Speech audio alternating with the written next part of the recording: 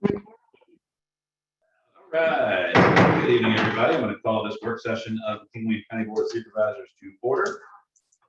We could get a roll call, please. Mr. Greenwood, Here. Mr. Hodges, Here. Mr. Garber, Here. Mr. Moran, Here. Chairman Skalsky. Here. All right, review and adoption of the meeting agenda, gentlemen. We have an amended agenda in front of us. If there are no other alterations to be made, I'll entertain a motion to adopt the amended agenda. Move. Move. Move second. Any discussion? Yes, Mr. Oh, Chairman. hold on. Like I said, I know this came out last week, but I'm still kind of concerned, and I've had a lot of calls from constituents. We didn't get this packet until 10 o'clock this morning. A lot of us work. I had not had a chance to look at it. The public hasn't had a chance to look at it, so I just wanted to let that be in the record. And item 4A, I haven't had a chance to look at it. Been busy all day. Okay, so you're specifically discussing item 4A because the rest of the Yeah, package. yeah, was because available last when I week. picked my packet up Thursday, I think I asked the folder or packet for item 4A was available. It wasn't, and it was this morning. I don't know exactly what time. But I certainly haven't had a chance to look at it. Right, well, it's a presentation, so it's going to be gone over in depth by the presenter. And I haven't had a chance to look at it, but I figured Mr. Couch would take a question. Right. Absolutely. Okay. All right, other than that, Moved and seconded. Anything else? All right, Ms. Brown. Mr. Hodges, all right, Mr. Garber, All right, Mr. Moran, Mr. Greenwood, Aye. Chairman Skalsky. All right, there we have it, 4A. Mr. Couch, you have the floor.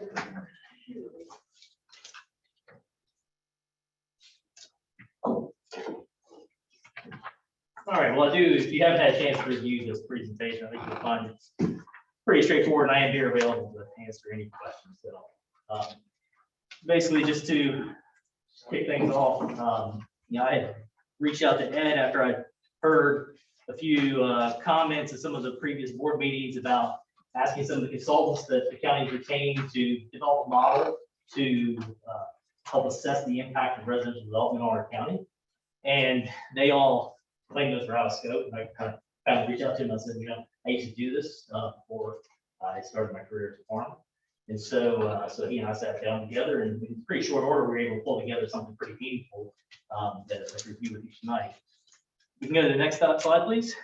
Before we get into that, I just want to give you a brief background, because some of you may not have a familiarity around my personal background prior to most of our experiences with Tree Energy Farms and Farmer Salad Product. But I spent about 20 years Fortune 500 companies, primarily in the management consulting area, working across strategy, technology, outsourcing, solution sales, did a whole host of things. Spent about 15 years at Accenture, which is one of the largest global consulting management consulting firms. Did a whole host of things. Started out as a developer, moved my way up the ladder there. And one of the most meaningful things I did is spend about 3 years in Australia helping Telstra, which is the equivalent of Verizon in Australia, go through a major implementation of ripping out their copper networks and putting in IP-based networks. So it was a complete overhaul of their front office, back office, retraining the entire workforce. I was part of the leadership team there for about 3 years, helping them through that process. After about 15 years, I started at Accenture. It was 30,000 person company when I started. It was 300,000 when I left, 600,000 now. So seen a lot of things there. I then went to a small startup called Primatics. There I was part of the finance and accounting services. We had developed technology that helped banks and other highly regulated financial services companies manage distressed loan portfolios. And so I managed a team that provided all of the operational support for the software that we had developed. And that team was about 30 people, and we managed over $1 trillion in assets, highly regulated. So there's a lot of modeling and financial awareness there. And then I decided to go back to the management consulting firm, and I spent a couple of years at Xerox Business Services, where I was a vice president and led a lot of different things there. Worked with Sam's Club, Walmart, helping them to improve their workforce performance. And also then kind of at the end was sent in as kind of the guy that was sent to overhaul and restructure deals that had kind of gone sideways, both from the client perspective and from our service delivery perspective, to restructure and reorganize and renegotiate those contracts so they're performing with both parties. Just a bit of a background, because I think most of you guys think of me as the farmer that sells salads. Prior to all of that, I did have a very extensive corporate career. But more meaningfully, the last 3 years, I've been farming, making salads, and delivering salads. So that's just a bit about me. I thought it was good to provide a little bit of background. Next slide, please. So when we sat down to talk about this model, we really said, well, what do we want to do? We want to understand, and I wanted to understand this as well. So there's a lot of talk about 5 versus 10 acres, stopping the residential development. How do we handle it? I wanted to understand this just as much as anybody. And so we really sat down. We want to assess what is the impact that the indicative impact that new houses or rooftops has to our county budget, or could have to our county budget. And the important part for me was I wanted to make sure that we were able to highlight the extreme importance that commercial, industrial businesses have to our county, so that we can offset the incremental tax burden that's generated as a result of residential development. This is not a model that says we need to stop development or anything like that. This is just a model to help us understand what that impact might have. The approach is to take publicly available information.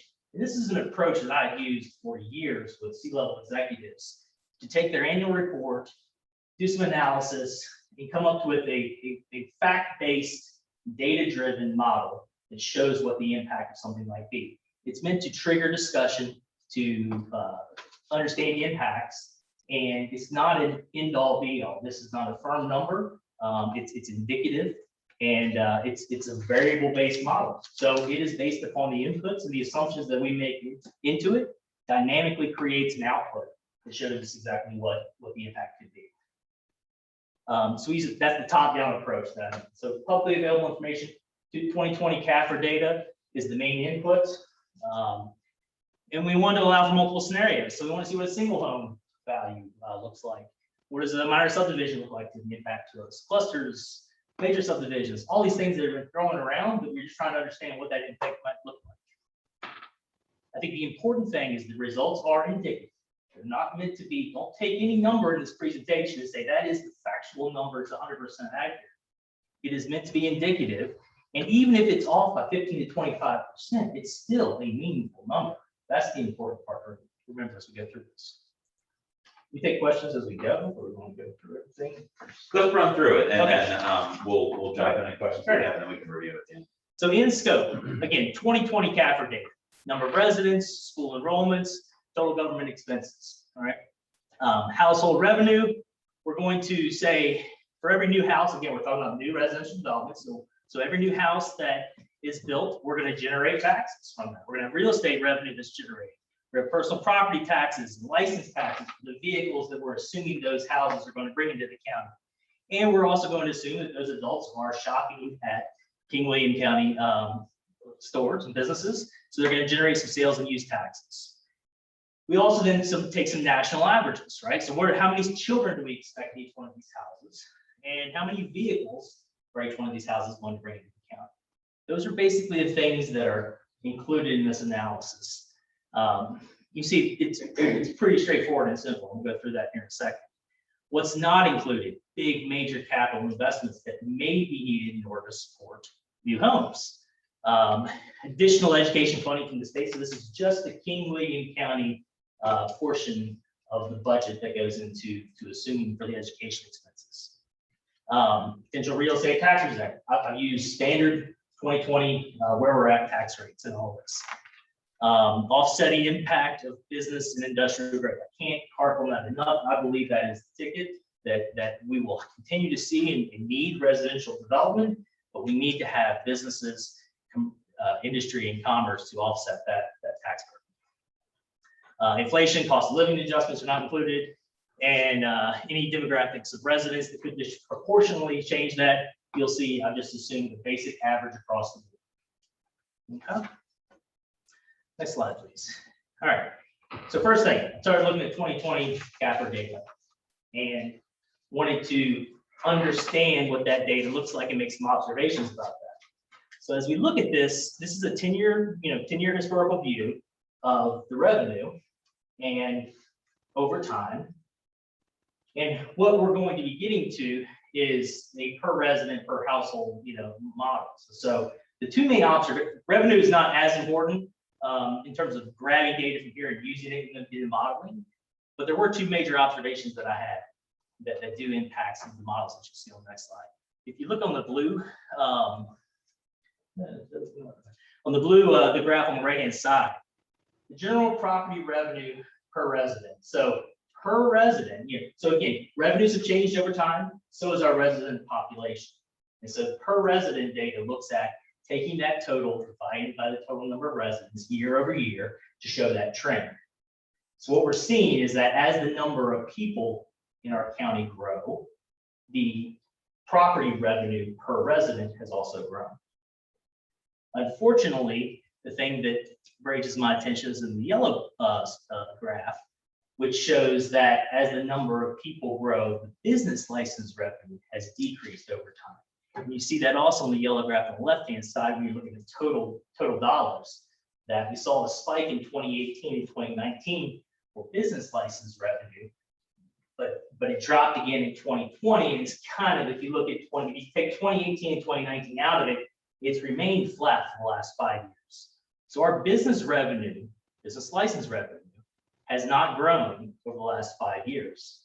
I do believe that as I've reviewed this with a number of people, that one of the observations was in 2018 and 2019, that was from the school remodeling projects, right? Now, my concern with that is, so we only see business license revenue grow when taxpayers fund for projects. That's concerning, right? So again, we need to focus on how do we drive business revenues up to offset the tax burdens that we're going to see in the next page. The other point that we will see is local sales use and tax on the bottom left-hand side. Saw a tremendous spike in 2020, and that we believe is attributed to both the pandemic, more people shopping locally, but also online sales being taxed differently in 2020 than in years past. So with one view of looking at CAFR data in 2020 or over the last 10-year period, this is the revenue view of things. Next slide, we're going to look into the expenses. Next slide, please. So again, looking at 2020 data, we start to look at, and there's again a lot of graphs. Look at the same data in a bunch of different ways. But here's where we're really starting to look at per residence information. A couple observations that we have: education, large expense in our budget, right? It's nothing new to anybody here. So basically, when you take the total expenses, the way I have modeled it, we're pulling education out of that and looking at that separately, because that's going to be driven based upon the number of students we have. And then we're looking at all other government expenses, and we're going to look at that expense based upon the number of residents that we have. And so when we do that in the green bucket, you can see that is general government, general government expenses, public safety expenses. You see they're all trending up per resident. Now, what that means is that as our number of residents have grown, the amount that each resident has to contribute to those expenses has grown as well. You would not, in my line of business, in most lines of business, you would think as you scale a business or as you scale something, your cost per unit is going to go down, right? In my salad business, I sell 100 salads. I want the unit price to be $10. If I sell 1,000 of them, I want it to be something lower than that. We're not seeing that in our expenses for government operation expenses. And it's really evident in that blue chart on the very end, where that is looking at all government expenses, so the total King William budget with education pulled out of it, divided by the number of residents over the last 10-year period. You see that in 2011, it was a little bit less than $800. And in 2020, you take total government operating expenses, you take education out of that, and divide that by the number of residents, we're sitting at about $1,112 that each resident needs to contribute to pay for the county government. So that's a look at the government expenses per resident. Down in that little brown chart on the bottom right-hand side, we're looking at education costs per student, which is also data that is publicly available in the CAFR, right? And so this is actually, you see it took a significant increase in 2018 and 2019, but it back down a little bit in 2020. But again, that is King William County allotment of education expenses divided by the total number of students. Now, I want to raise the point that education is a large driver in this model, no doubt. We all know that. Again, it's the biggest portion of our budget. It's unclear, education student enrollment has remained kind of relatively flat over the last few years. Unclear to me why that is. Unclear to me why we've even dropped per education expenses per student, not as well. These are just observations that may have some impact to the models if we were able to dig into that more. Okay. Next slide. So actually, can we go back one slide? So again, with the data takeaways there, operational government cost in 2020, excluding education, is $1,112 per resident. Our education cost per student, $7,690. That equals a total King William government cost per resident, $2,086. Okay. Versus that for resident or for household? For residents. Households are not included in the cap. And some of the information I've seen from some of the initial comprehensive plan didn't make much sense out of it. There wasn't a trend over time to be able to dig into that. Okay, so now we'll move to the next slide. What you're going to see in the next two slides are actually a detailed model.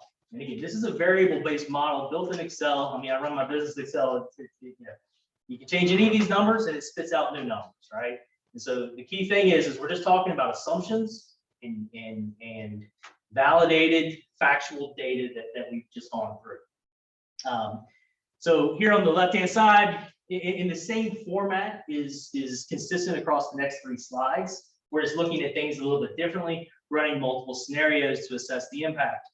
Again, I was really focused at the very beginning of this on 5 versus 10. What's the measurable impact of that, right?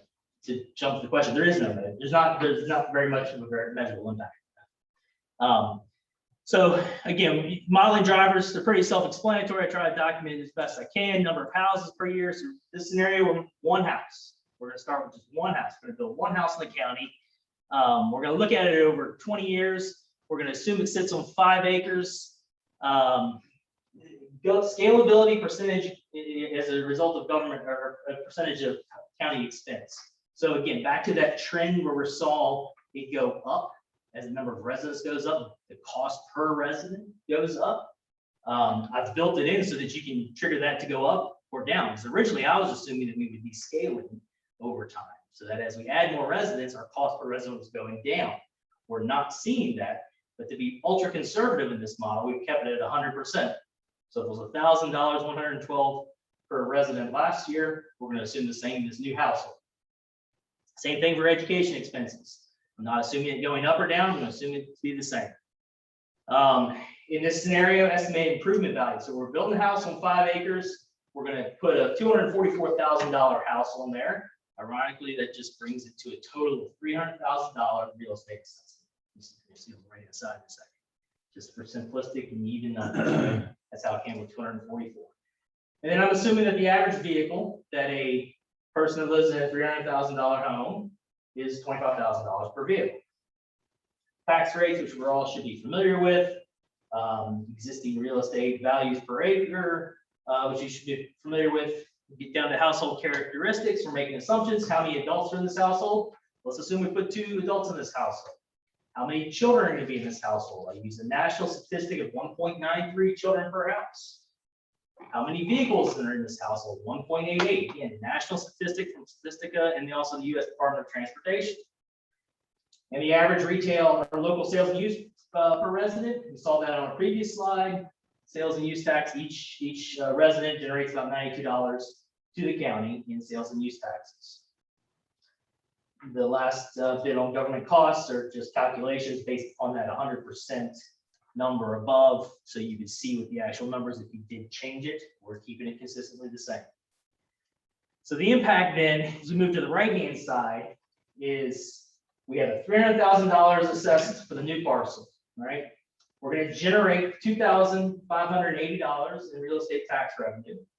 We're going to generate $1,716 on the personal property on those 2 vehicles that they are 1.88 vehicles that they own. We're also gonna get some license taxes. We're gonna get some direct sales and use tax for each of those residents. So the revenue generation from this new parcel is $4,537. Okay? That's what we're gonna generate as a result of putting a new house in the county. What are the expenses to the county? Based upon these assumptions with the number of children, number of adults per household, we're gonna have residential government costs, of 1,112 per adult. Plus, we're gonna have some education costs. We have 1.93 children in that home. The house is gonna cost the county $17,000 in expenses. So net, you look at $4,500 that is generated from that county, subtracted from the $17,000 in expenses is going to be added to the county budget to support the additional household. You see that this residence in this scenario is negative to the county budget by about $12,600. And again, fact-based, it's based upon capper data. If the assumptions may or may not be right, we're gonna see some households don't have the 1.93 children per house. Some households are gonna have more than that, some houses are gonna have less than that. The national statistics are what they are. The other thing is we may not know what's happening in the house now. It may not be built for somebody with children. Doesn't mean they can't sell that and somebody can move in. So again, that's why national averages play out. Any questions on that? Just a quick one, I didn't know if you had, I mean, I know that the consensus, the census just came out. We didn't have the new numbers that made more specific for our county. No, I just not asked. incorporated since it's not. If anybody has them, you share them with me. I'm happy. That's fine. Like I say, because it's Excel, you just plug them in, change around. it'll put you home. Absolutely. And actually, more accurate data is always better for these things. Oh, thank you very much. Do we know how many parcels there are in this county that have a residence on? I think that 1.93 is pretty high if you do, if we knew that, we could do some math with it. But that sounds pretty high. Because that would be like 3.93 total. Well, two adults. Yeah. 1.93. Yeah. Per household. Yeah, per house. 4 people per house. Yes, I'd like to find out the number of residents, houses, what parcels with a residence on, to maybe clarify that number a little bit for me. But like I said, I hadn't had a chance to look. Sure. That's why we're trying to walk through this slowly. I mean, it's basic math, right? I mean, it's not over scientific. Yeah, it's intended to be that way. That's a top-down approach. This is one of the things that has been discussed when I was shown this before was, and Chris has touched on it, that the growth in housing and what you would have, and even what we were looking at the time, is the predicted growth in student enrollment hasn't materialized. Now, we don't know why. We don't know if there are more childless families moving in. We don't know if more families are opting for homeschool or private school alternatives. It's not something that I have an answer for. I don't think the schools have an answer for it either. But it is nonetheless, it's an interesting thing that does affect the way that this would kind of map out in the end. But again, you can't assume that one trend will trend forever, because you could very easily have, build 200 homes and have them send each 3 kids to the schools. It's not something that's easy to predict, because when I first got on board 10 years ago, we were looking at the possibility of having to add new school buildings because of the predicted growth and enrollment based on the level of building that's happening. And that obviously does not materialize at this point. Will it continue that way? I can't say, but it is a fact that it hasn't. The reason I question that 1.93, I could be wrong. I don't have it here in front of me, but when Hill Studios gave the presentation, it seems like to me, he was saying that it was like 1.8 or 1.7 residences, people per residence in the county right now. And he said that he looked forward to increase a large amount. But yeah, I just would like to find out the total number of residences that we have in the county. But for purposes of this drill, we're using very conservative national data. That may or may not pertain to King William County. Right. But if, if we get, it is 1.3, it is 1.2, it's 1.1, still, it's still gonna be a negative result. Well, it would change the numbers drastically. It could. It's not gonna change the data. You're right, it's gonna change the numbers. Any number in here that you change is gonna change the outcome. The business license, do you not think that that was affected, code? Business license going down. Yeah. I didn't hear many businesses in King Lake shut down because of COVID. I know restaurants did pretty well. My business expanded as a result of it. Yeah. It covered back. Even if it didn't go down, it still it hasn't gone up in 5 years, except for the 2 years that we can distribute to the schools. And that's concerning. Yeah. Yeah, my premise is to show the importance that we need that business. Right. All set that. Which that most commercial development is going to depend upon a certain amount of population expansion. So You know, when someone's building a business, they're looking at the population. They want to know if the population for their particular product is going to support their. So it's going to be. it's an interesting dilemma that we're in, right? So the building name will come, right? So we say we need half rooftops to support a new pharmacy. Okay, well, how many do we need? We need 100, we need 1,000. Well, I'm glad you mentioned that because I'm real familiar with Essex County. Their population is probably around 12,000. They have 3 pharmacies. And a very large amount of that traffic that's traveling through King Lane every day is traveling directly through that land. So it's not based on the major corporations' decision not to build a pharmacy. It's not based on population for sure. So, But is it not based? It's not based on rooftops either.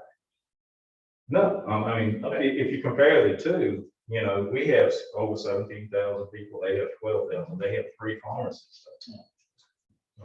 And it'd be interesting to it's a know complicated- number of households. It'd be interesting to see what their number looks like in their cars as well. Yeah, that's right.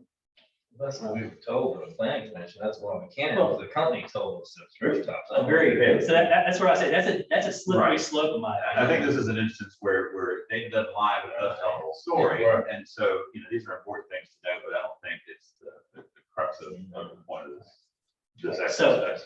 So if we move to the next slide then, so look, understanding the impact of one house, I didn't want to say, okay, let's talk about this 5 versus 10 acres, right? Because nothing in this presentation should change any immediate decisions on anybody's half. We just make that clear right off the bat, right? It's meant to be informative information that you can use to ground yourself in facts. So in this scenario, same logic that we're walking through on the left-hand side with variables and assumptions, except for that we're running multiple scenarios in one sheet so we can compare and see them all at once.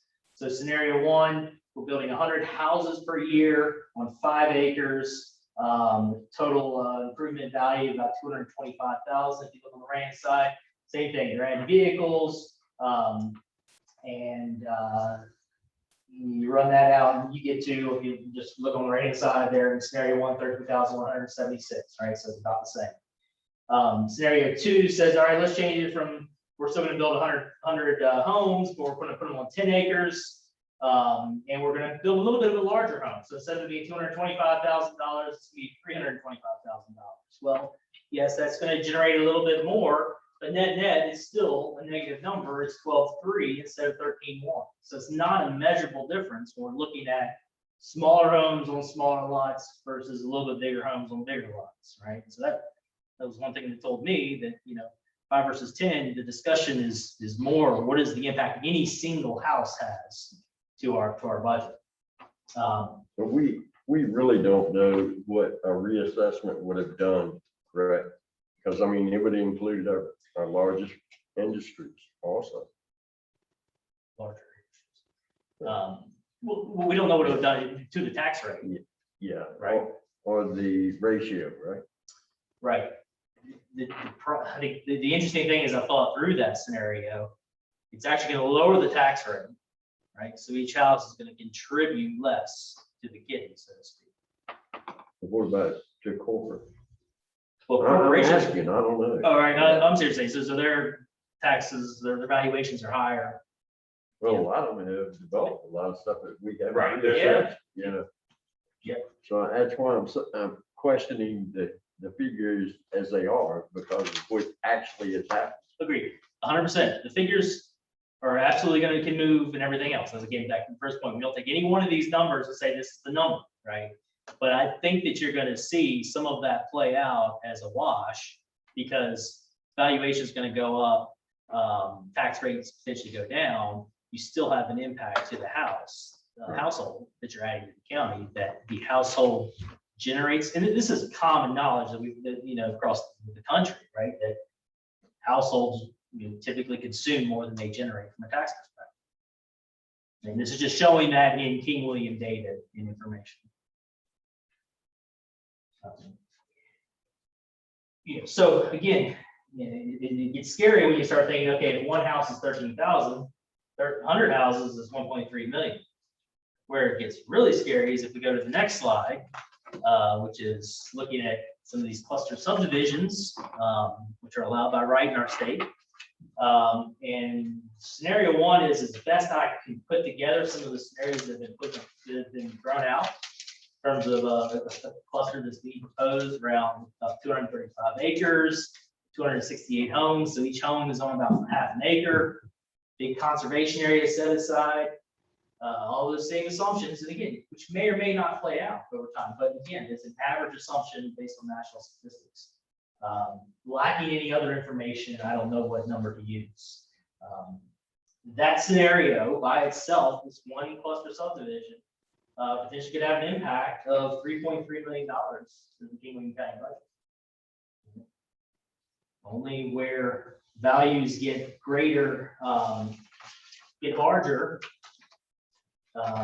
number of the home size gets higher, the valuation of the home gets bigger, is only where you start in those multiple scenarios that we ran even out. One of the things I jumped the gun a bit. If we go back one slide, I had changed the model to look at that very last scenario 4 here. You see it equals out to 0 at the end. I basically wanted to say is where do we break even at, right? Based on these same assumptions that carry through on everything. We break even if the household has a reassessment value of $1.64 million. So just to show the impact, right? You got to get somewhere between $300,000 to 1.6 based on these assumptions is where you go from the negative $13,000 to the net zero. Chris, I know it's here somewhere, but is this a 20-year projection? So if you look down here, it says per The parcel. numbers in red, that's. Yeah, per parcel per year and over 20 years. And again, cost of living, inflation, none of that's factored in. It's just a straight line number.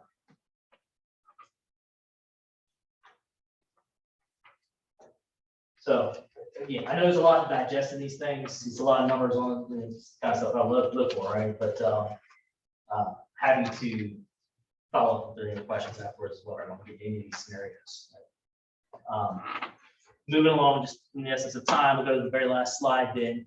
My observations on this, right? For every new home that we build in King William County, the budget potentially is negatively impacted by $10,000 to $13,000 a year.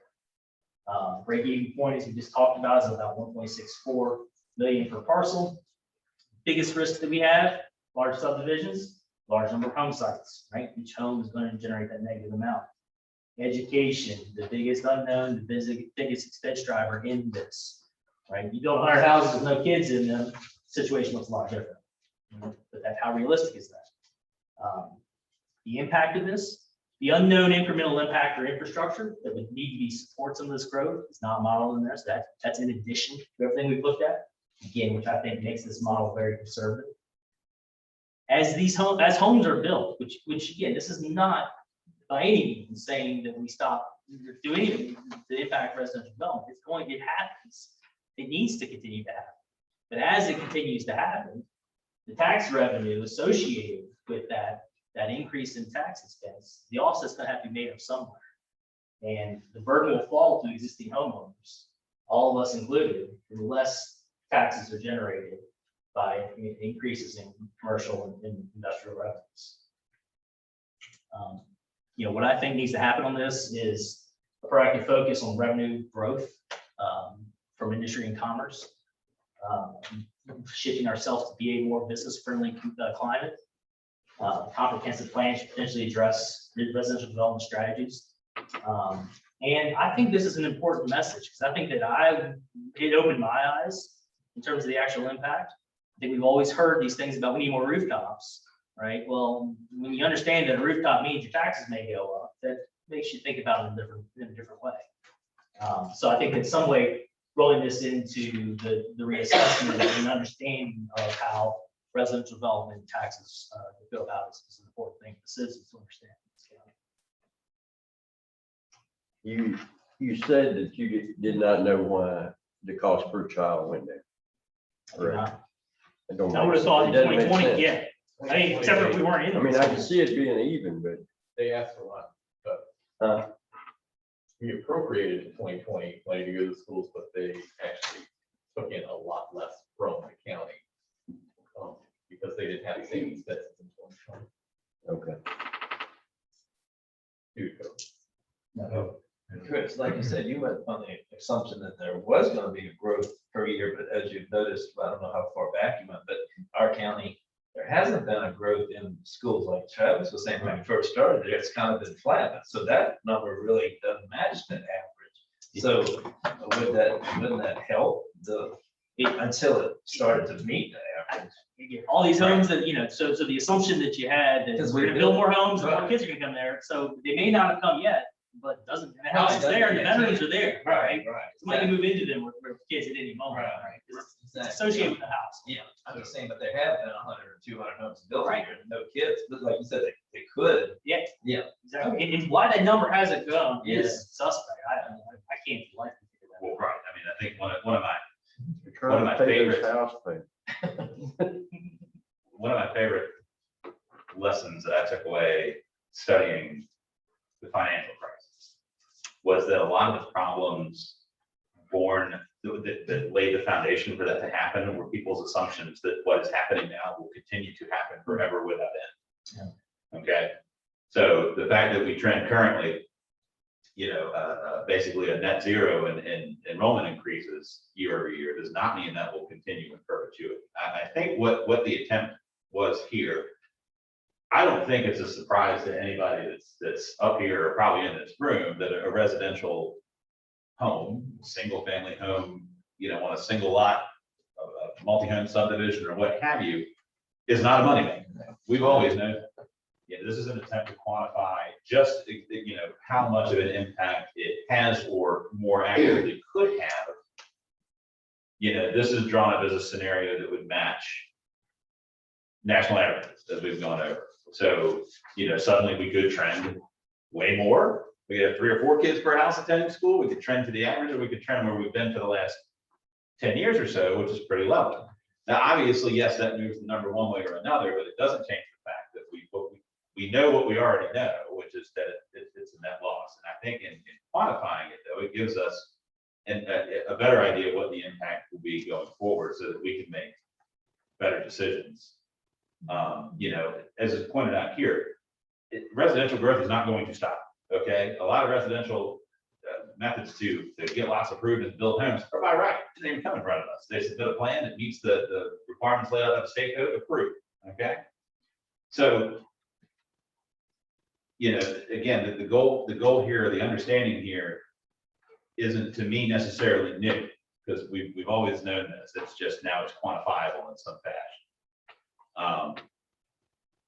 I think the bigger point here is one that should be well taken, which is, we need to continue to focus with what I think this board has consistently said, which is we want to be supporters of business growth, industrial growth, which we've recently had a pretty big victory on it.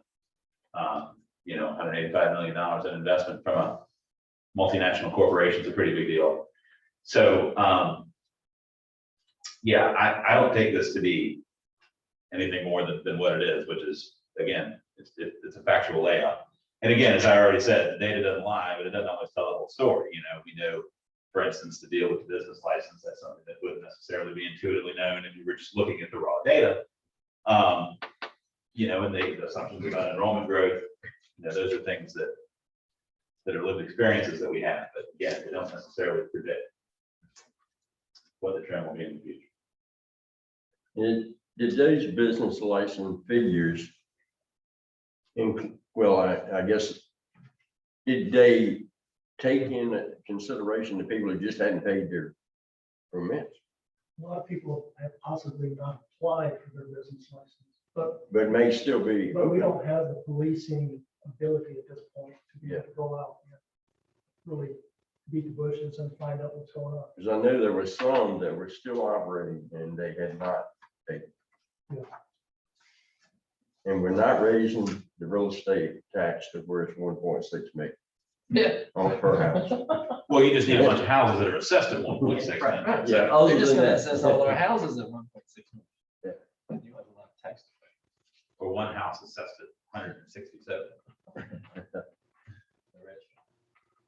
I really applaud Chris for doing this. I think we were in the same room that night that I asked either Hill or Berkeley representatives, what if, and I got a blank stare. So I really appreciate what you've done. This is an eye-opening experience. And it can only be modified when we get the census data, the current census data, when we get more King William, Virginia oriented statistics on children, for example. Right.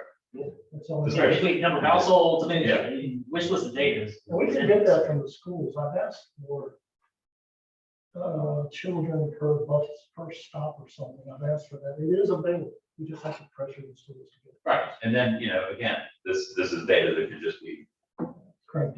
re-put in and see what our actuals are right now, and then, have. Mr. Kelly, this does not include West Point, correct? If it's capital, Yes, I would think it does. yeah, if it's based on the 17,000 citizens, yes. Which, from an enrollment standpoint, let me tell you what, knowing this firsthand, West Point's enrollment is higher than it has ever been in their history this year.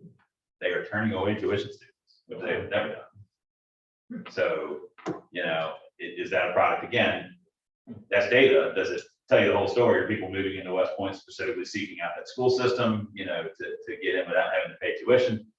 But West Point student enrollment wouldn't be.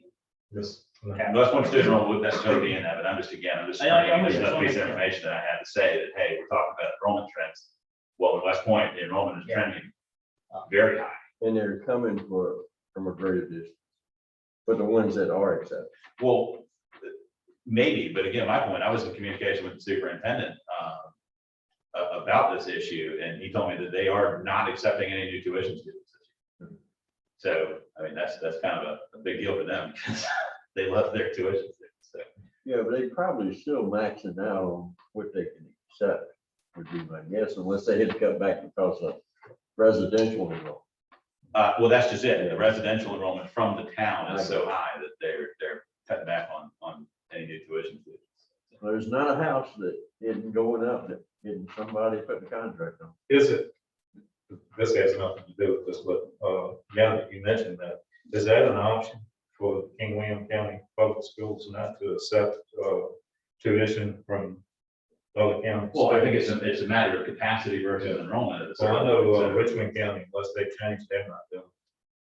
Right, so no, I mean, I think that's a decision the school system can absolutely make, and obviously with West Point's, cutting off enrollment for tuition students, Right. they have time to make that decision. I would But imagine. another big fear right now with COVID is staff. They're so afraid right now that if it gets into staff, of course, this is off on another area. Right, but I think, yes, I think this, now. Are you open sourcing this? Do we have access to this? Yeah, so I haven't documented them all the way I would normally do if I were handing over, wasn't paid for this initiative. Right. Engagement, right? So I'm more than happy to work through scenarios, getting to a point where you can be playing around with it. I worry about things getting out of control and numbers being, again, that very first point. The numbers, you have to take this data, Understood. be a system. But See, I would Let's talk like about to what see you us wanna maybe do. just have, an idea of actuals. I think that this information is extremely useful, just basing it off of national averages. Mhm. It would be good to see it modeled with our actuals where we currently are. look, So, I will absolutely run those scenarios and screen print. Just so the board is aware, this has been presented earlier to the county administrator, the director of finance, commissioner of revenue, the treasurer, and the director of finance. I mean, But no one screamed or I think everyone accepted, I believe, Steve, Mr. Evans, accepted this as just as well as tonight. So no one found anything that was glaring. In error. But if somebody, again, all those on the left-hand side, those are all assumptions of driving model. If anybody wanted a scenario with different assumptions. But the send idea it is my to way. use this information for the planning commission, for EDA, for future budgeting for schools, for example. I think the schools should be able to see this when we have time. But schools aren't built overnight, for example. If there is going to be a growth pattern, things of that nature, this need to be incorporated into our strategy going forward. We didn't know this before. Maybe, like you said, Mr. Chairman, you suspected, but now we have proof. right, we always knew, but we had never quantified it Right. with any type of exercise, either making assumptions or modeling or actual. We just, yeah.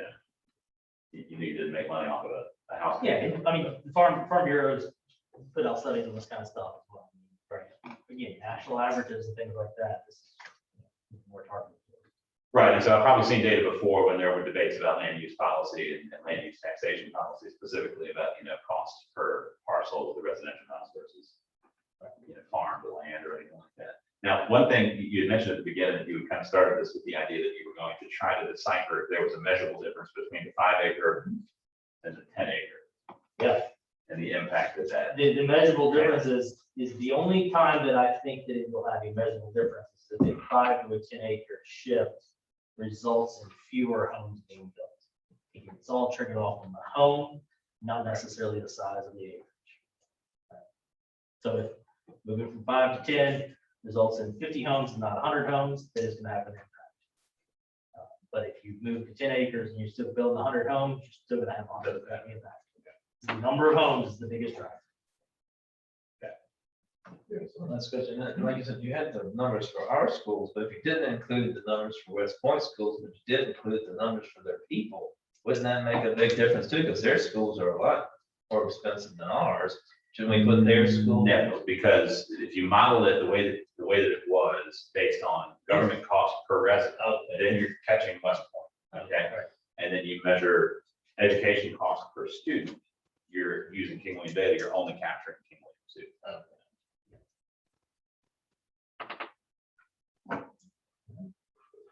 Anybody else? All right. Chris, we appreciate your effort on this. And yeah, look forward to running a few more scenarios through this and just kind of seeing how deep we can go with the data.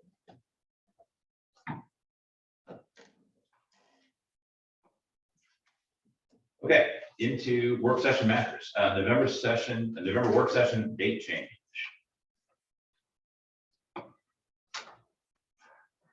It's pretty straightforward.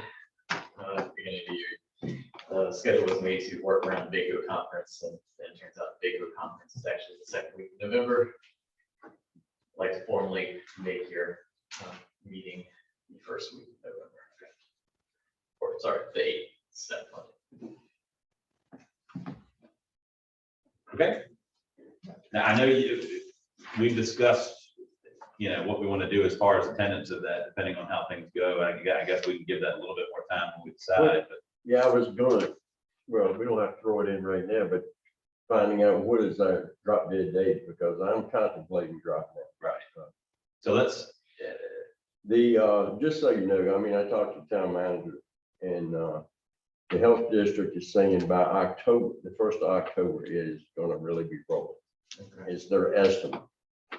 And the way it's going, our jail system right now has been infected, and we're up to 25. They've actually closed the Saluda jail.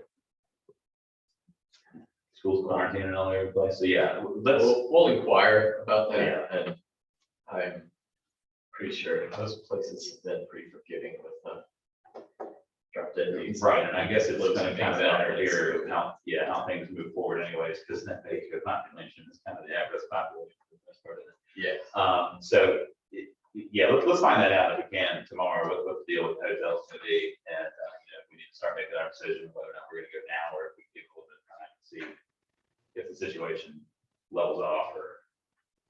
I mean, but everybody's already signed up, that's planning on signing up. Right, but I guess our point is, we don't, we can, It pulled out at some point. right, and we don't wanna let that day pass us by without We making don't a want, decision. we don't want to pay either. If we don't. If we don't go, right. Would they do a teleconference maybe? Well, they may, and I mean, at that point in time, that would be in Vaco's hand, I would imagine, how they handle that. But, you know, if we individually want to make a decision not to go. But I mean, the date's not gonna change, it's either gonna be that or not. Right. So this is a conversation that's happening kind of outside the context of moving to state, which I think we should still do, with the Yeah. assumption that we go, and then if we need to make a decision. That's what I we'll was make saying, it. go ahead and change it, that would be either way. It's Right, gonna be done, there's no real reason to have it, that's the reason we changed it. We were talking semi off topic, just, Do we need a motion? we did. I make a motion that we change the November work session to November 8th. Second. Discussion. Ms. Brand. Mr. Garber, Aye. Mr. Moran, Aye. Mr. Greenwood, Aye. Mr. Hodges. Aye. Chairman Scalzi. Aye. All right, public use of the boardroom.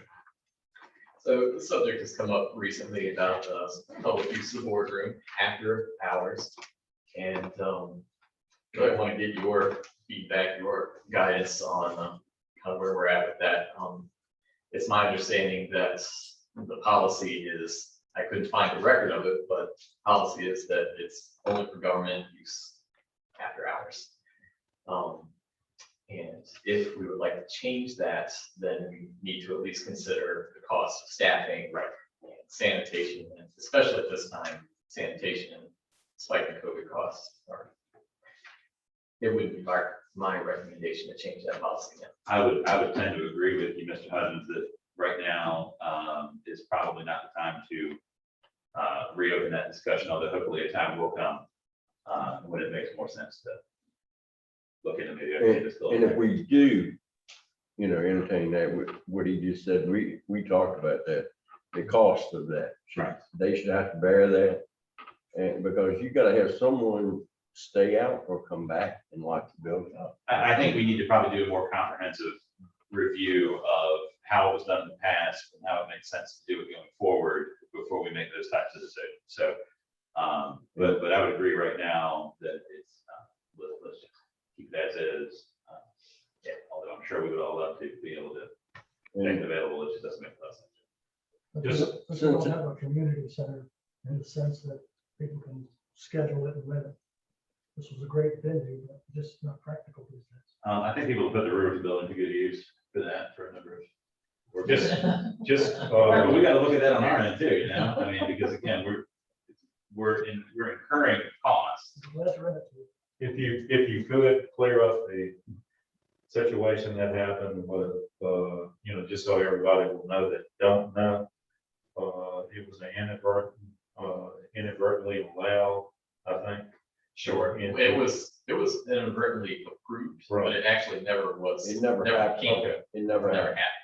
Well, I just wanted to get that out there. But in the media, in some media, it said that already it happened. Right. That's not true. Right, in any case, that was an error and it's Right. not our policy. And I will say that, yeah, with our, community center up on 360, there was recently, we're looking at how to possibly rent that out for different activities, off hours as well. Yeah, we discussed that at the last Parks and Rec meeting, and there's a lot of concerns there too. Right, Because it will have to be an employee there also. right. And it was an issue, just about everybody there was concerned about the physical cleaning of the building, you know, and actually a retainer fee. If enough could be asked for to cover the cost if something went wrong. Yeah, And all good considerations. Thank you. Thank you. Next up is proposed ordinance 08-21, proposing a public hearing on September 27, 2021, the Bancroft, is she on Zoom? I don't know. Yes. Oh, she is. There she is. Good evening. So yeah, before you, agenda item 5C is the proposed ordinance for the public hearing on September the 27th. After we have, we'll hopefully have a public hearing on Monday, the 27th, that citizens can come and voice their opinions on the proposed delinquent tax date for tangible personal property. We are hoping to change that to January the 15th. So that is in place. The protocols are in place for the paper listing. And then hopefully by the next Board of Supervisors meeting, if we have no opponents, that can go forward. Any questions from Ms. Becker? Okay. Yeah, we appreciate you bringing this to our attention in the first place, and so we look forward to getting this done. Thank you. All right, have a good evening. You too. All right, next up, we've got Ms. Funkhauser, Resolution 2165R2, amending Resolution 2165R to set the personal property tax relief percentage for 2021 from 30%, which we recently adopted, to 27.7%. You are not this one. I am not this one, Kelsey. She could not be here this evening. But as you just read, Ms. Funkhauser brought to your attention and discussion happened at the last board meeting, setting the rate at 30%. That was using all the data that she had at that time. Due to software implementation, all the trouble and work that's gone into that. About a week later, she ironed out an error. She found that the number actually was 27.7 to get to the exact match of the state relief. So she is asking that we amend the tax rate to reflect that. Okay. Now, do I need to launch back into my whole history lessons about PPTRA, or do we just want to go ahead and do this then? Motion that we approve it. All right. So moving second, any discussion? Ms. Branch? Mr. Greenwood, Aye. Mr. Hodges, Aye. Mr. Garber, Aye. Mr. Moran, Aye. Chairman Scalzi. Aye. Next up, Chief Reed, Fire and EMS update.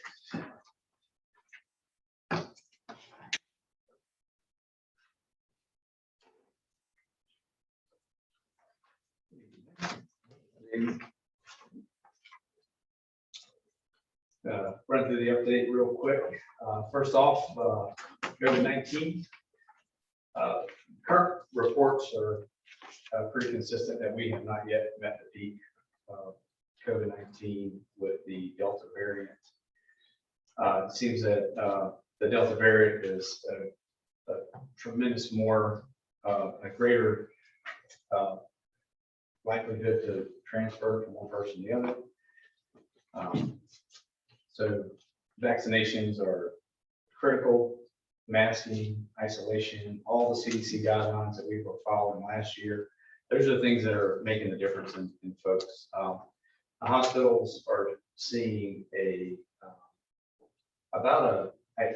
I'm kind of stretching it out a little bit, but about 99% of the people who end up in the ICU are not vaccinated. For those of you who doubt the efficiency of vaccination, most people who are vaccinated, there are, people who have, bad results who are vaccinated, but for the majority, they don't make it to the ICU. They generally are treated and go home. A lot of them don't get treated at all. Well, some, no, a lot. Our masking policies were tried and proven to be efficient and effective last year.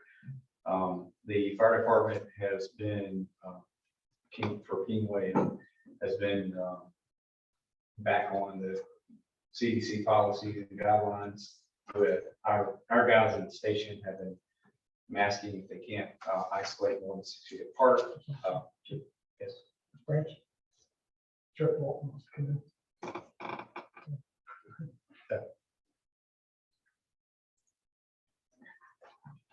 So with the county's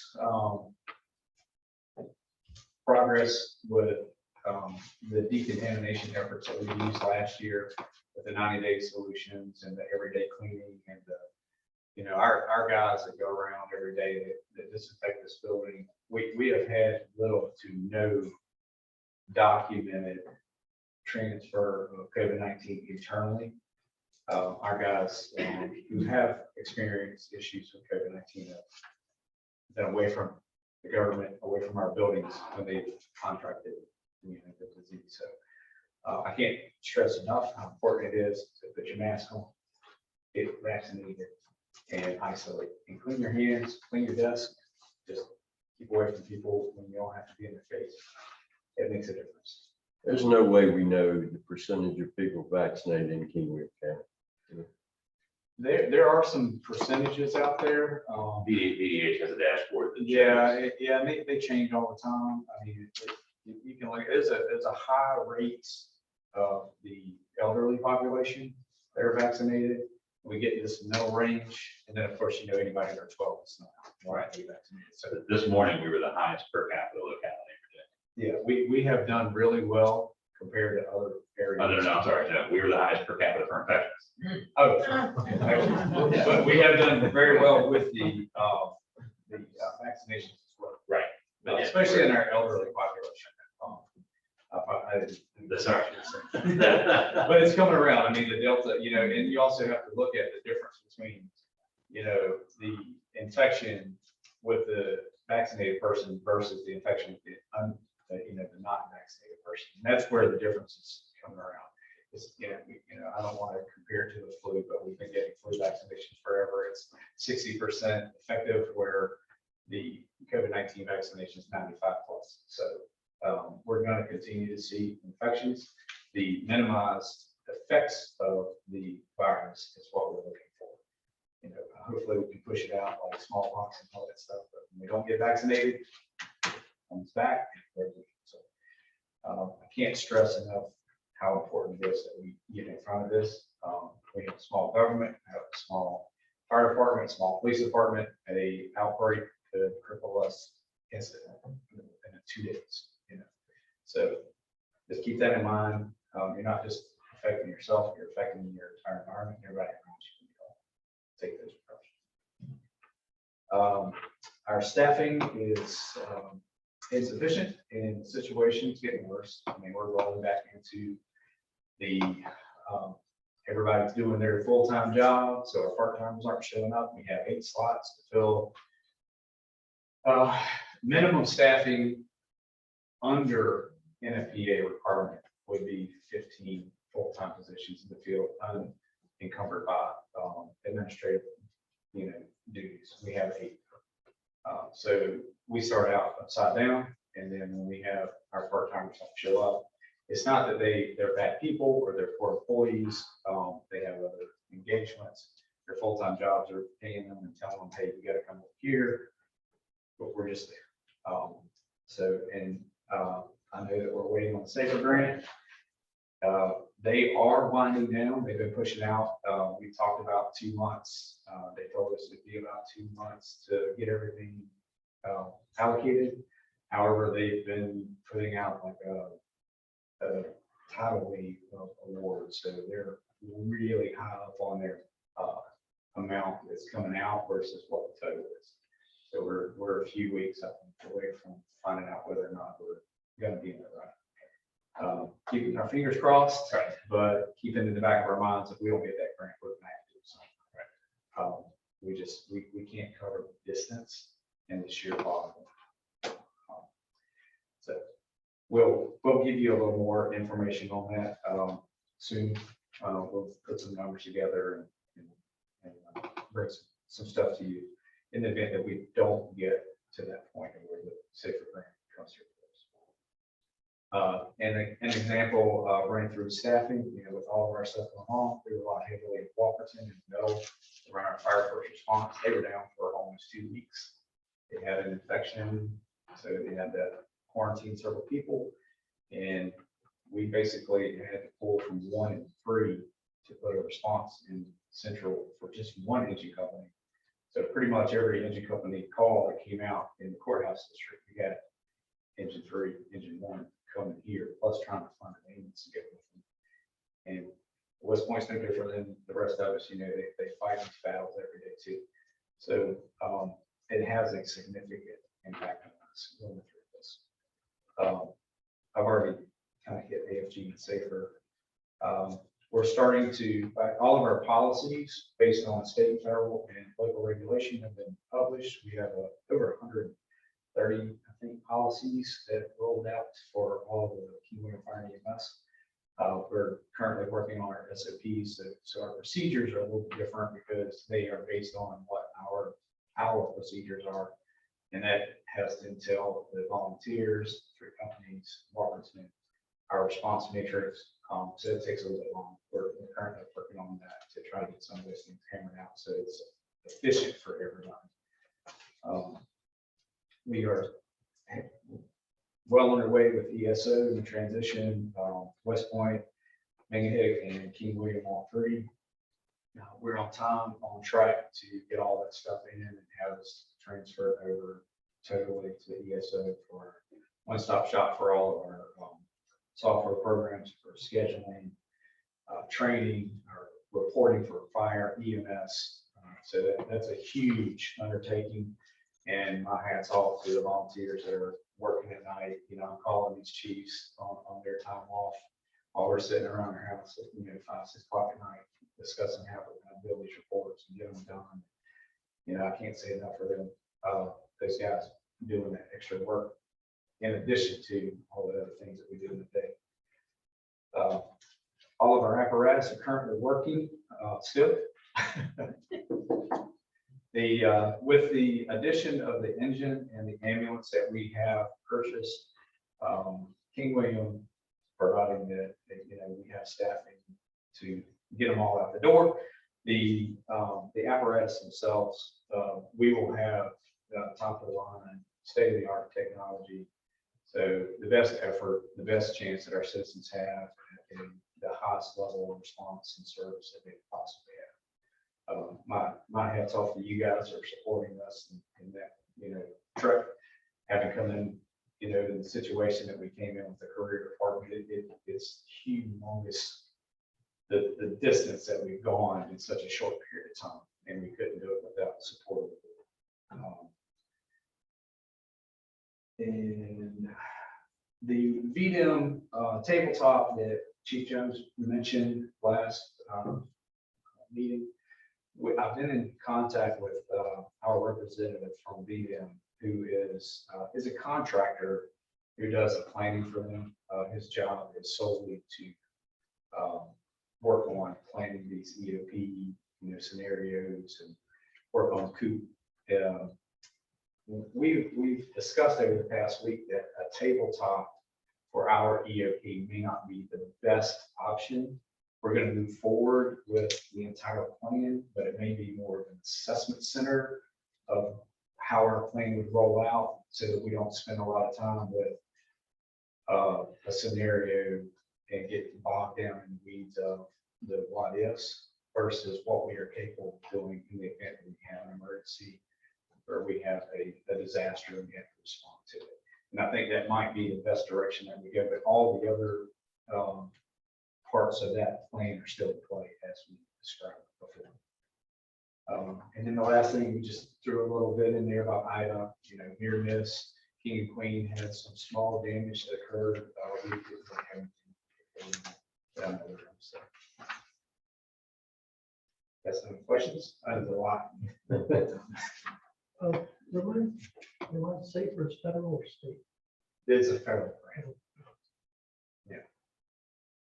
Yeah, they both grants, the AFG, which we have out for the brush truck / QRV vehicle, is that AFG grant is around 350 million max. And as of last week, they had awarded 300 million. And I'm not 100% sure on safer, but this past Friday, they had awarded over 300 million as well. But they did pick up an extra 5 million to award through safer. But we, you don't know till the last round is put out and they say, okay. Is that based on first come, first serve? Oh, it's not.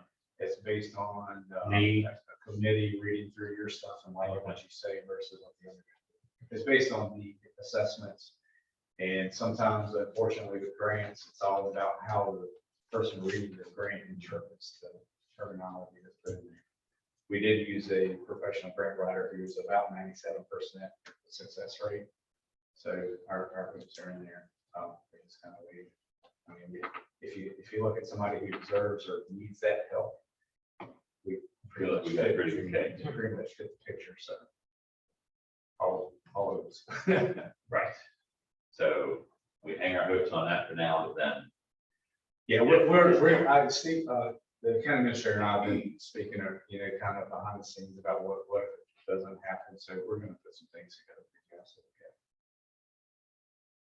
Well, Mr. Chairman, if you're not, again, congratulations on that citizen kudo for Station 1. Oh, yeah. Parents.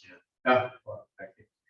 So that goes out to the guys at the station. We put some expectations out there and put that accountability in place. But they really show their true colors every day. They, I get calls a lot. I get people in the public a lot. Just, they rave about the guys and the quality of service that they're receiving versus whatever they had in the past. I don't know what that was, but they most of the time it's. I have yet to have somebody call me and say, you guys are really good at that. But I have. You need to set up here. Chief, just Yes, sir. information. I was wondering, I know your group was the first ones that were vaccinated. Do you all have an idea when you might get the booster? As far as I know, that's not been completely. Oh, it hasn't? Oh, Yeah, so I I mean, mean, for fire personnel? Oh, yeah, I mean, when it comes out, we'll probably be the first ones to know about it, but I don't know that they're gonna roll it out the way they did. Well, the FDA just came out with some statements today indicating that they're not going to support a booster program yet. So Yeah. Who came in with it? FDA. It's been in the circle. Yeah, much for that. We're just kind of waiting. If the gentleman had a chance to read the Three Rivers from Dr. Williams, and I sent, I know you guys don't read everything, but there's a lot of good information in there. And as Chief said, between the Delta and the new variants, Dr. Williams was very concerned that October, November is going to be the peak. Yeah, I think that the prediction is that it's gonna get first. It gets better again, but, hopefully with, like I said, the practices that we're using in the county, the 90-day disinfectant, the daily cleaning, the janitorial staff here are phenomenal. I think we owe them a lot of thanks for helping us stay safe because, how many times you leave the bathroom, you lock the door. I don't have to do it. So I think that has a tremendous amount of effect on how lucky we've been internally with not having transition inside. Anybody else? Okay, well, we wait word on safety. Yes. I hope it brings something good soon. Yes, it did. Thank you. All right, thank you all. Okay, Ms. Graham, a couple of interesting land use issues for us tonight. Good evening, everyone. I was asked to look at the possibility of adding bamboo and any other noxious weeds to our weed ordinance. I did do some investigation and found a lot of information on bamboo, a lot that I didn't know. It is a fast growing, running plant. And it does cause a lot of problems, but it is very hard to police and enforce. So I really didn't find any localities around that are enforcing the bamboo ordinance. Another thing was the giant hawkweed. I don't know of any in our county, but it is a very invasive plant that causes blindness, severe burns. Very, very, very dangerous. I did look around, bamboo, it will encroach really quick and go as much as 15 feet horizontally in 1 year. But once it's established, it's very difficult and expensive to remove. Giant hogweed can go as high as 14 feet. That's another one. They say it's nice to look at, but you, as a homeowner, you should never try to remove it yourself. We do have the weed ordinance, and a couple things that we could do. We could incorporate the bamboo and or the giant hogweed under our weed ordinance, or we could, we do it under complaint generated. If we get a complaint, we can go out, or we could just hold off on it and not try to put it in the ordinance at this time, and do an educational pamphlet, or if we get a complaint, go out and educate them on the bamboo and what to do to try to maintain it and keep it on their property. There are some things that they can do with that. Like I said, it's not easy to do. But it can be done. They have clumping bamboo that doesn't run, which is an alternative for somebody that wants bamboo. They could plant the clumping bamboo and that would not spread like the running bamboo. So there are some alternatives there. But really at this time, I think it would be better to defer adopting anything for the running bamboo and just do an educational approach. Right, and I would think the hogweed is probably covered under the noxious weeds. We don't have it spelled out in our ordinance. But also, is anybody voluntarily actually planting those plants? Because, they're a pretty known entity. I haven't heard of anything in the county itself. Fairfax, some people did plant some in Fairfax, and then they wound up having some problems. Yeah, So, yeah, that's nuts. The bamboo obviously is a little bit more of a widespread problem because that was planted, and I don't know how popular it still is, but certainly a few decades ago was a pretty popular ornamental and screening vegetation. And I've got plenty of friends who had problems with it from neighbors that planted it a long, long time ago. I'm with you there. From an enforcement standpoint, it's a bit very hard. right. We've got enough enforcement. And if we were to adopt it and then somebody say they did not take care of it, we had to go out and send contractors out to take care of it. It would be very expensive. Right. And of course, the county would have to incur the cost and the billing against the property. And so then there's, that process to try to get the money recouped back from the removal of the bamboo. So if we did have something in the ordinance, if someone purchased a piece of property and then later someone complained, would they be responsible? The purchaser, the I would existing think landlord? so. They would be, Yeah, I think that. It goes to the property owner. The property owner's so responsible. you need to be leery of what you're buying.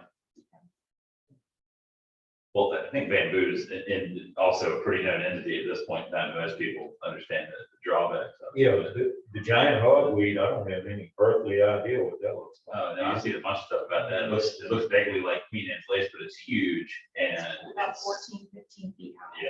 yeah, It's With white poison. flower on the top. Big, Is it big poison? leaves. very poisonous. Yes. It's been found more predominantly, I think, in the western part of the state right now. And why would people plant? While people voluntarily plant it. I think it just comes up. I don't know. Very unsafe to have around. The bamboo actually does have some good points to it. It takes out metals that could be in the soils. It's very good for areas that flood because it absorbs the water. But it can be a nuisance because it just, And I think the biggest problem with bamboo is again, where it's abutting neighboring property. it will spread. And those shoots come up like That's the whole razor thing. You can't spikes. stop it. Like It's someone hard else's to stop yard. it. What do you have to do? Um, Bulldoze? From what I understand, you have to actually dig a barrier around it, like a plastic barrier, thick plastic, and put that around so it won't run beyond it. And you have to dig that down pretty deep and surround that entire area. I remember those field trips to Maymart Park. It Oh, Panda. Budget cuts.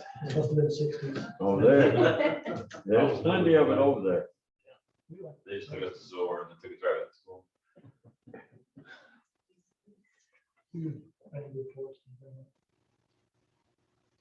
So it's something for the board to consider, but like I said, at this time, I think it's gonna be really hard to enforce.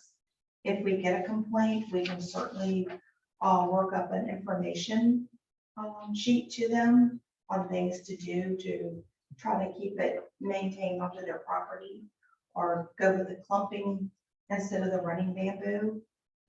It gives you it gives you the same look, but the clumping stays together instead of spreads like the running. Right, was this driven by a complaint or is this just something we came?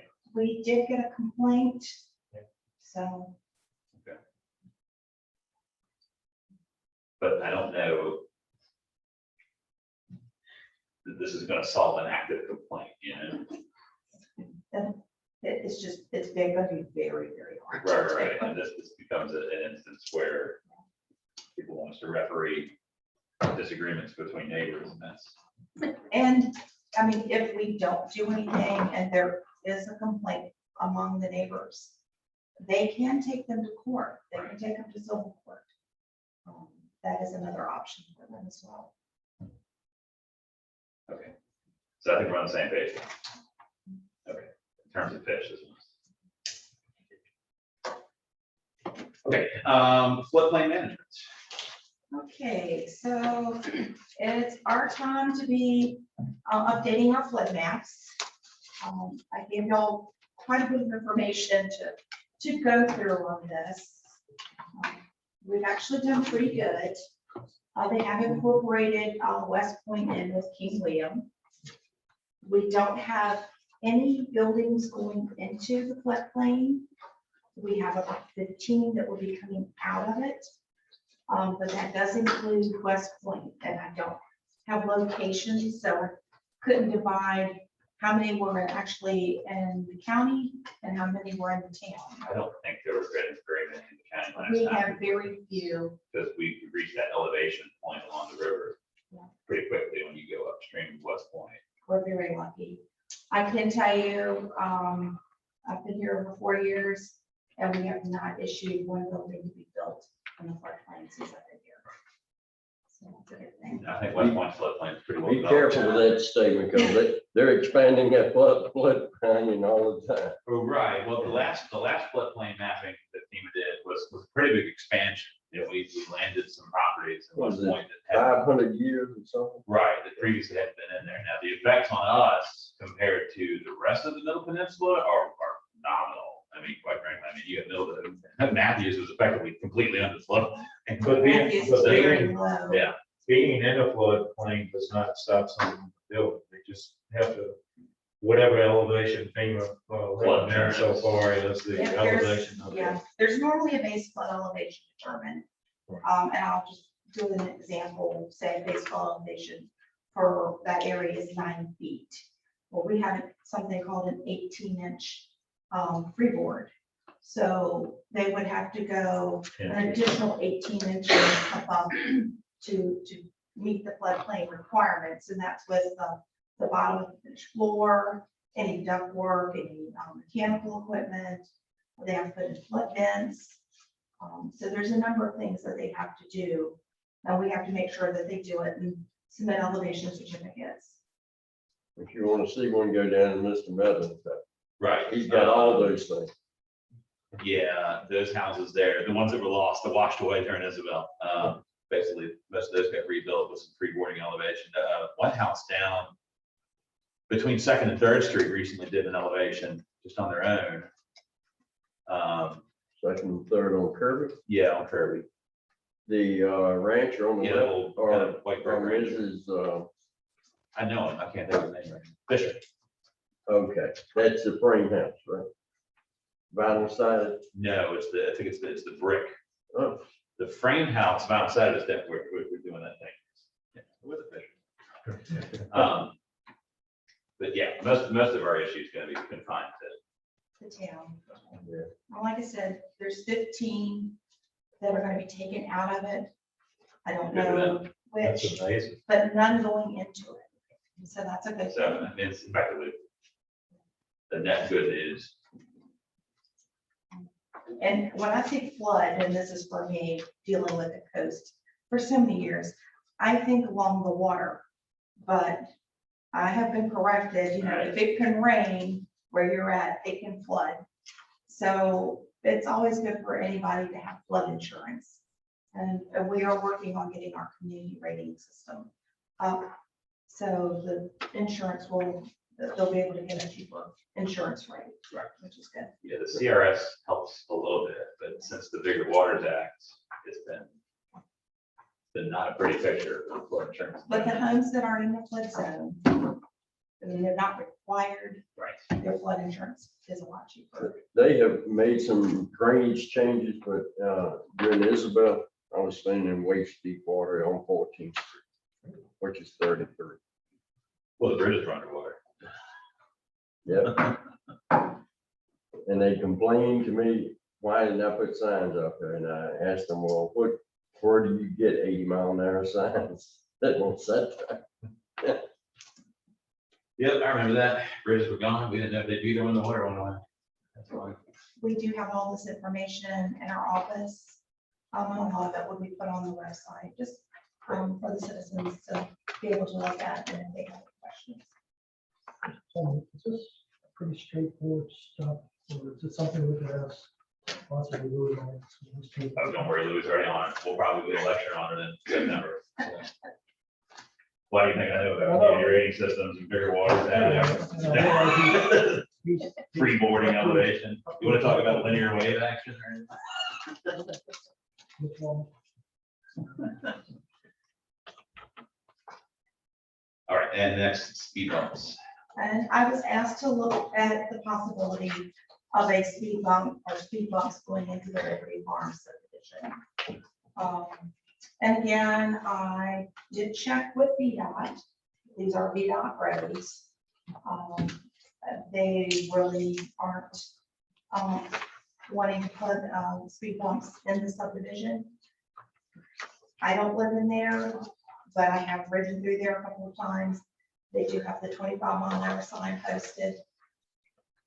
I didn't see a big issue, but like I said, I don't live in there. It would take 10% of the citizens in there to want this, and then it would take the county to do some work to try to see if we can even get the speed bumps put in. At this time, probably our best bet is to see if Sheriff Walton would put some extra patrol through there, especially during the times that people say they see the speeders going through, probably in the evening and on the weekend.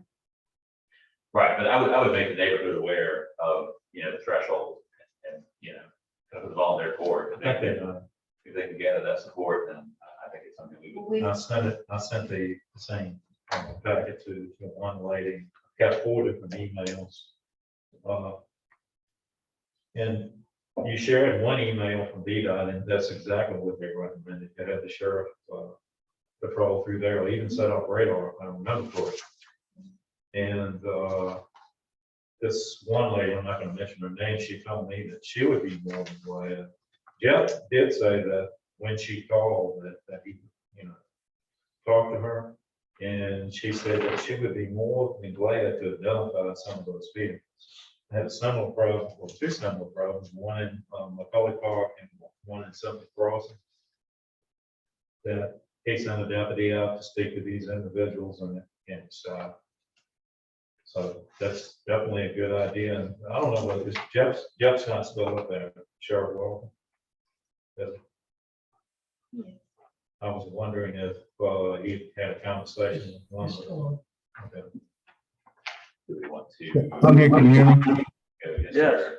Yeah, sure. Did one lady call you from Liberty Farms? I know you and I had a conversation. Did she ever call?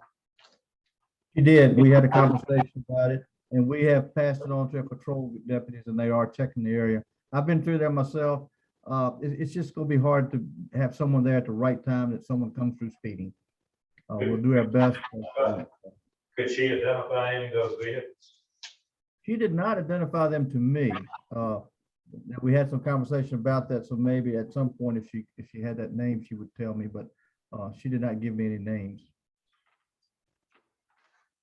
So they know what it takes, I think, to, that they need this petition, I think 10%. They haven't addressed that.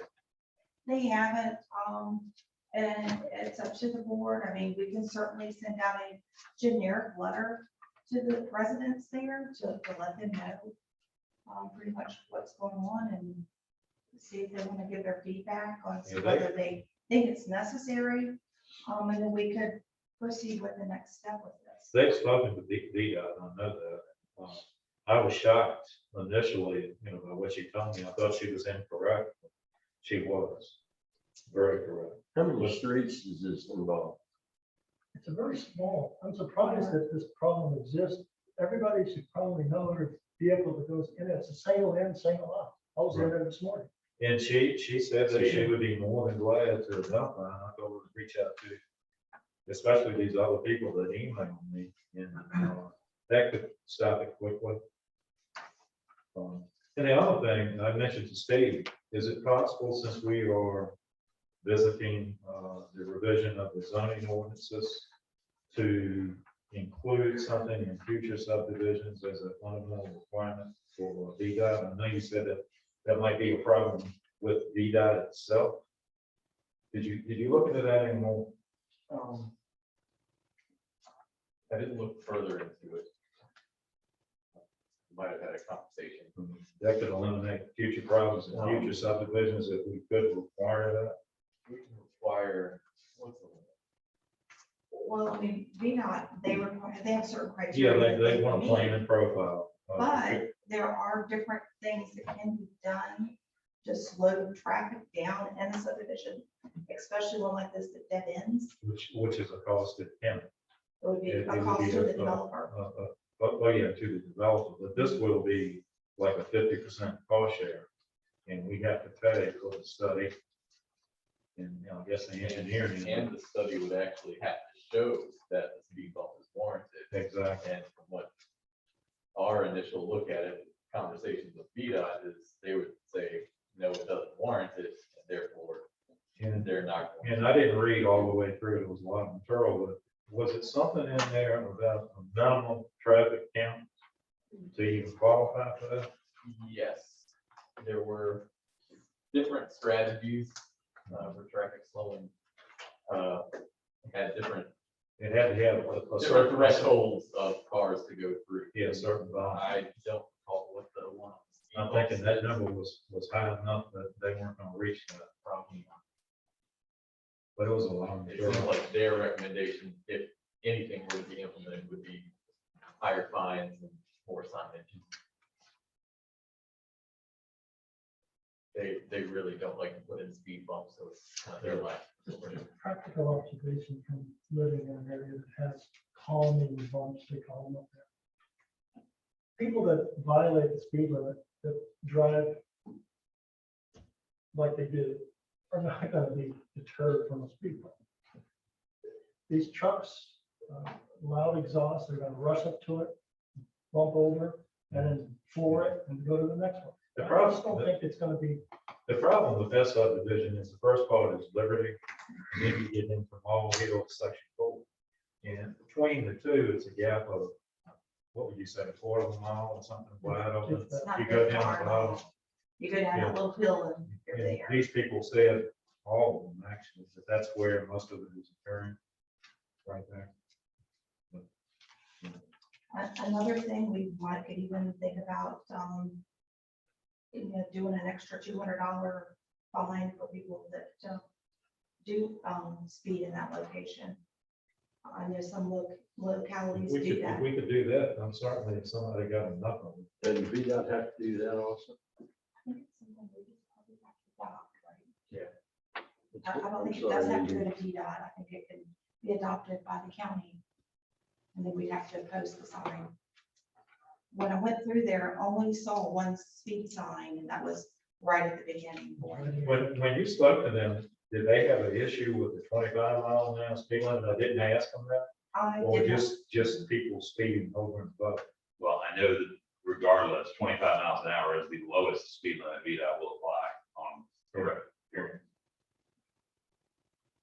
I did not talk with them personally. Yeah.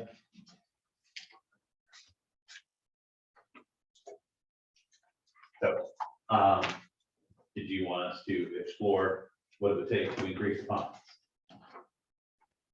Okay, so, Go. let's come back to that as an option at a future meeting as soon as practical, but. Okay. Board requests, Mr. Hodges. The only thing I can come up with right off the bat is COVID, and it's really expanding. I think the West Point High School is up around 13 right now, including one staff. And I don't know how accurate the figures are for King William. I hate speaking for them, but some of the little girls working at Benny's that go to school there said they're up around the 20s. So it is spreading. Like I said earlier, the jail is up to 25 and they had to shut it down. It doesn't mean there are not going to be arrests.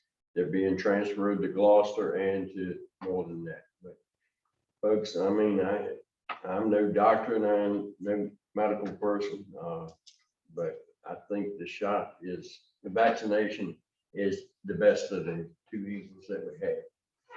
That's about all that I really have. I guess we should be thinking about the people down in the Gulf again, as this storm is rolling in down there. That's all. Mr. Green. Thank everybody for coming. Looks like we had a fairly big crowd, 15 or so people on Zoom, but I agree with Mr. Hodges. Let's be careful out there, wear your mask. That's at VDOT, even though we don't go back to work, 3 of my fellow employees have contracted COVID, and we don't even go to work anymore. So 2 of them have been unvaccinated. 1 of them was vaccinated. He's only 40 years old and he's got it bad. So hopefully he'll make it because he's young and he's had the vaccination. He said he has never felt so bad. Trying to wear your mask, that's been proven to seem to work. So be safe out there and hope everybody has a nice holiday. Thanks for coming. Mr. Moore. Uneasy to Absolutely. Mr. Hudgens and I have been working, I sent an email to all of you. The 360 corridor in King William is absolutely atrocious. The Union Street. It's not befitting a third world country. Hanover is fine, just like last year. Hanover was mowed. I was gonna say, that's a recurring problem. And King William, as soon as you cross the Monkey Bridge, you're nothing on the other side. 4 foot tall, not hogweed, but may as well be. It's atrocious looking. Mr. Hudgens said he's contacted our representatives and gotten zilch. So does anybody know of a trick to get hold the Secretary of Transportation involved? Have anything to do with VDOT? No, I made plenty, we'll go ahead. I made plenty of complaints last year. I have one out there right now, 364 trees over 360 Enfield Road. It's just about any way you go. It's hazards out there. I mean, and grass. If you enter a meeting and you can't see the oncoming traffic, it's an accident waiting to happen. I was just looking at it from a perspective, we're trying to beautify King William. We spent how many $1 million at Central Garage, 360-30 intersection, beautifying. Well, And they're then we patent- let the weeds grow up. their patent excuse is it's subcontracted. These people are under contract. And COVID last year was COVID. So, they will probably lean on that again. What about a what if? Could the county do certain aspects of Central Garage, if nothing else, where people come and stop and look around? Is there anything that the county could conceivably do? Work crews, organizations coming out on Saturday morning, anything, I'm just throwing it out there. I gotta leave. We just documented that we can't even pay people to do it. And it's illegal for individuals to do it. When I lived on 360, I cut the grass in the median. I got in trouble and I worked for VDOT because I'm not supposed to because they said it was unsafe for me to get. You should have worn your, you should have worn your hat.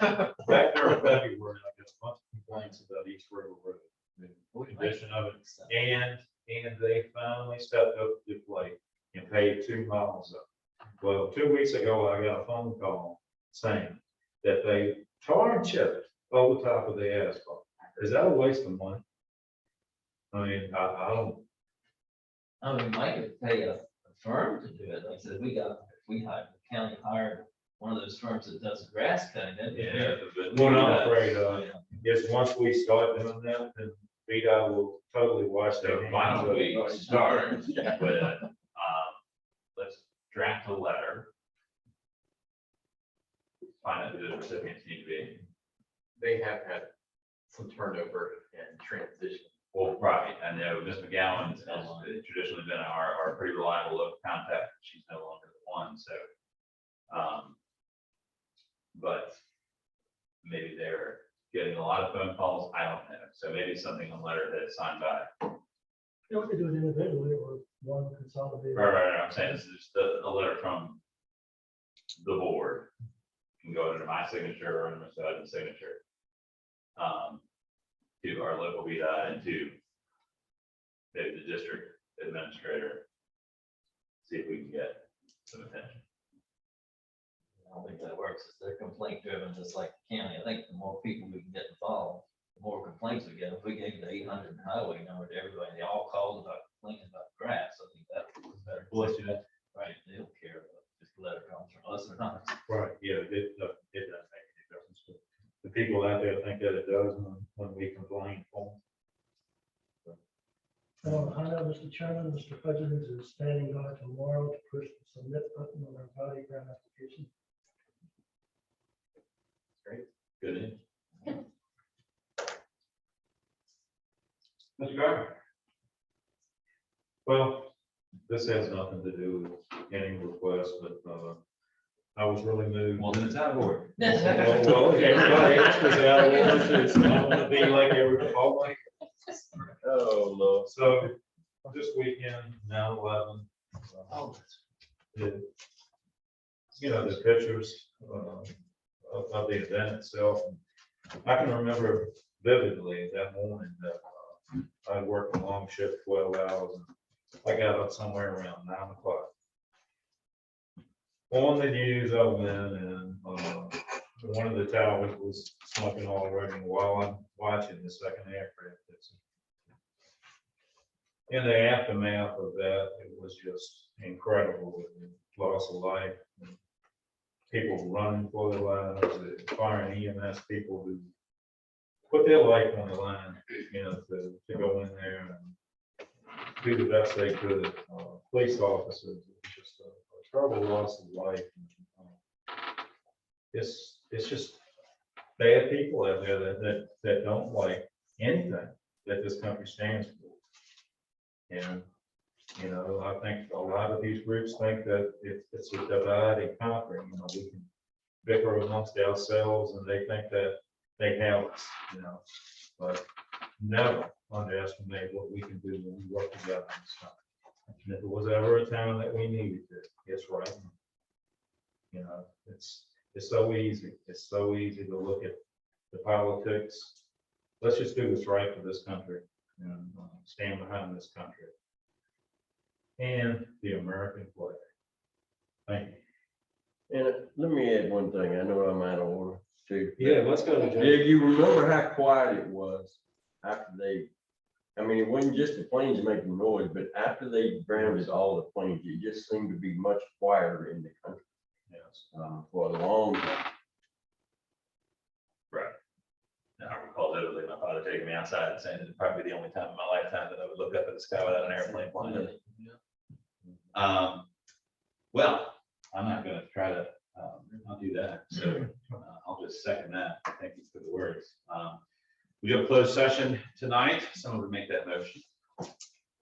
Mr. Chairman, in accordance with section 2.3, of Virginia, I move that the board of supervisors convene a closed meeting to consider a personal matter involving the appointment of individuals to boards and commissions. Second. Any discussion? Mr. Hodges, Aye. Mr. Garber, Aye. Mr. Moran, Aye. Mr. Greenwood, Aye. Chairman Scott. Closed session. We'll return in a bit.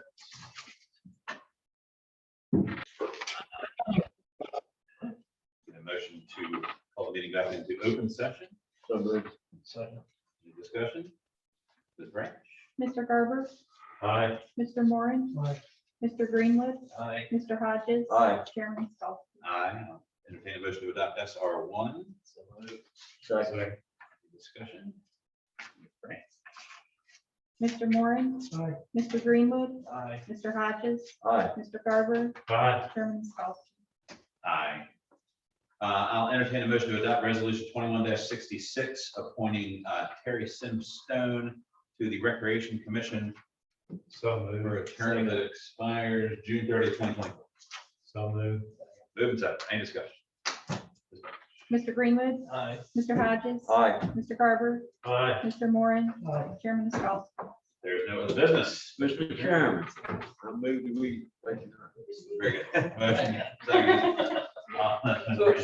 Mr. Hodges, Aye. Mr. Garber, Aye. Mr. Moran, Mr. Greenwood, Chairman Scott. Aye. We're Aye. Get this